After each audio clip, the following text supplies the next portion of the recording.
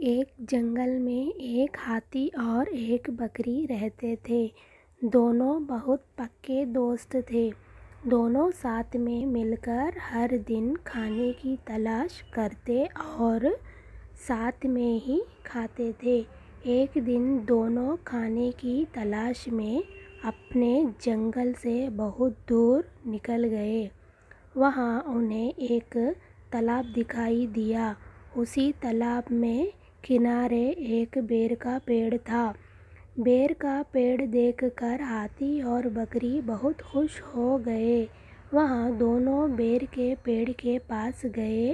फिर हाथी ने अपनी सूंड से बेर के पेड़ को जोर से हिलाया और ज़मीन पर ढेर सारे पके हुए बेर गिरने लगे। बकरी जल्दी जल्दी गिरे हुए बेरों को इकट्ठा करने लगी।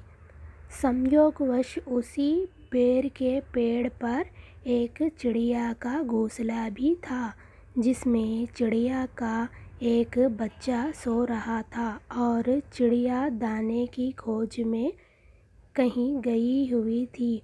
बेर का पेड़ जोर से हिलाने के कारण चिड़िया का बच्चा घोंसले से बाहर तालाब में गिर पड़ा और डूबने भी लगा। चिड़िया के बच्चे को डूबते हुए देखकर उसे बचाने के लिए बकरी तालाब में कूद गई, लेकिन बकरी को तैरना नहीं आता था। इस वजह से वहाँ भी तालाब में डूबने लगी।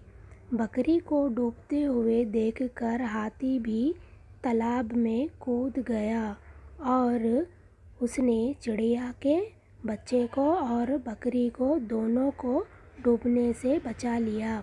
इतने में चिड़िया भी वहाँ पर आ गई थी और वहाँ अपने बच्चे को सही सलामत देखकर बहुत खुश हो गई। उसने हाथी और बकरी को इसी तालाब और बेर के पेड़ के पास रहने के लिए कहा।